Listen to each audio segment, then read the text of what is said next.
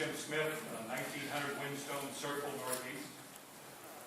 And I thank you in advance for your willingness to listen carefully as we share our concerns. During our first meeting, on July 6th, most of us talked from an emotional base because we really had little time to prepare. We simply felt the hurt from the Tomarken proposal. Tonight we will also speak from the heart, because the proposed gas station will be so hurtful to so many people and our North Canton community in general. However, this evening we have factual data and testimony to support our emotional appeal to you, the 5 members of our commission. We have provided the Planning Commission with copies of our data and relevant testimony. You should have those materials in your possession. Please know that our group of concerned citizens decided from the very beginning to take the high road. We have made no threats. We have no hatred. We like our giant eagle. And we think Todd Waldo is probably a pretty nice guy. However, Todd Waldo and Giant Eagle have motives that are different from ours. While Todd may say that his gas station is for the convenience of its customers, the motive is clearly money. We know that. And that's okay. We can accept money as a motive so long as it is not at the expense of others, as it is in this case. Our primary motives, as you can see on our chart, are 5 in number. These 5 are identified first to protect the investment in our homes that many of us took years to attain, and secondly to maintain the attractive and safe community that now exists. And these motives are not mutually exclusive. Our passion exists because we care deeply, not because we hate. And our caring and passion includes our North Canton community and goes beyond our immediate area of Washington Square. We hope the motives of the Planning Commission are consistent with ours. I personally have talked with over 100 people regarding the Get-Go gas station proposal. That includes a university president, a school superintendent, a state senator, and a former executive of the Stark County Regional Planning Commission. Not one person, including any of these last 4, thought the proposal was the right thing to do. On the contrary, the general sentiment was, how could they consider doing such a thing? I am sharing with you right now the petitions that we have with 580 signatures. And I'll give them to you.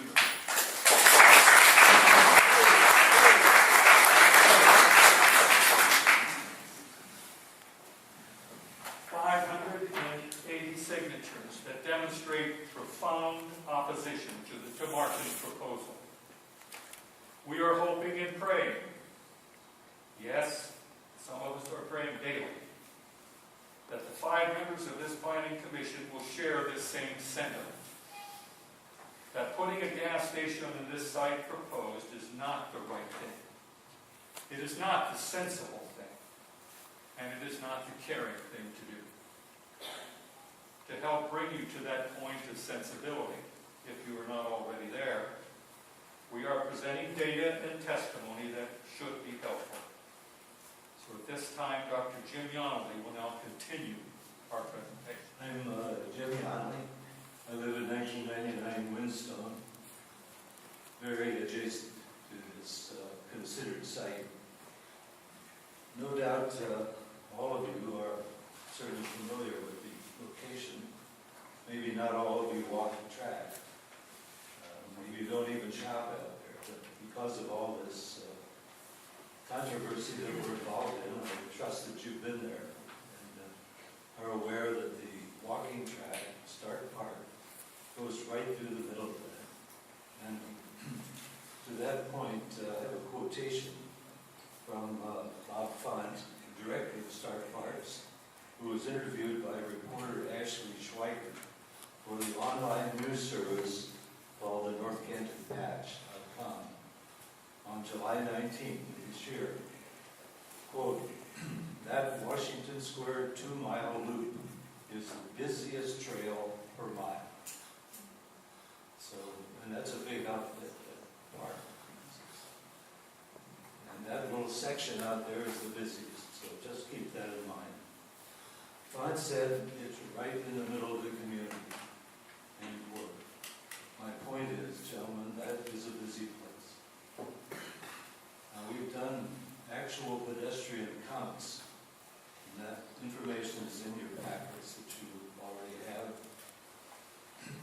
We've collected these at different times, on different days, at the same location, and they show an average of 289 persons on the trail per day. They are either entering or leaving the marketplace at Washington Square. And you have that data. I trust you have looked at that and take it seriously. Many of these users are parents with small children, some with strollers, others with their pets, a lot of joggers, especially from Walsh University and North Haven High School. You see the cross-country teams coming by all the time. In fact, I have to, speaking to the point about traffic, pedestrian traffic, I have to back up and stop at my own sidewalk and look both ways, as I should be. But I'm especially careful about that because of this pedestrian flow. This is a very vulnerable group of users that does not react quickly or necessarily correctly to sudden danger, that of a fast-moving car that's on the way to the station or leaving because they've had to buy gas and now they're late for work. So these cars moving in and out of a gas station where vehicle traffic will be heavy. Now to further continue our discussion tonight, this about real estate values, I'd like to introduce Sue Siebert. Good evening. My name is Sue Siebert.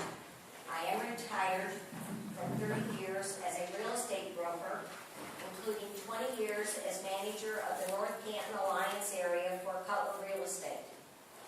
I have heard Giant Eagle's legal counsel discuss the zoning code.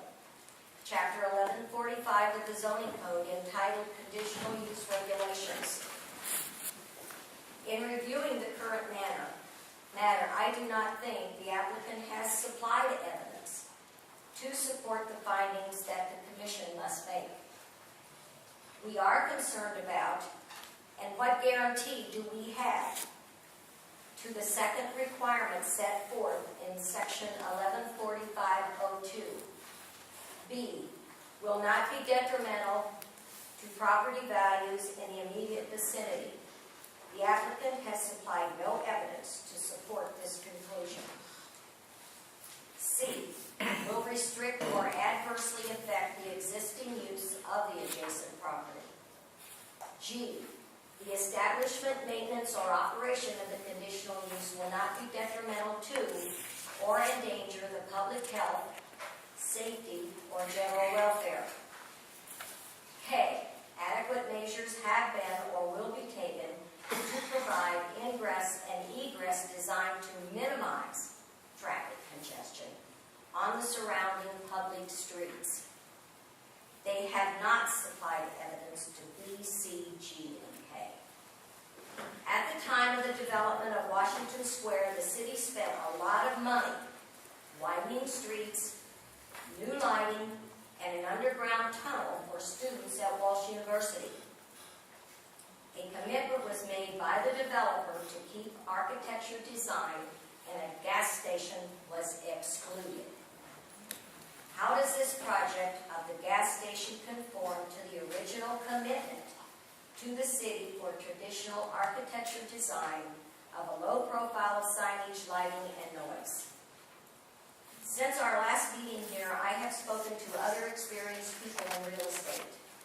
I am going to read excerpts from letters and conversations addressing the impact of the proposed get-go station.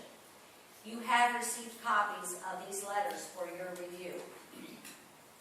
first letter is from Peggy Johnston, a realtor for 33 years.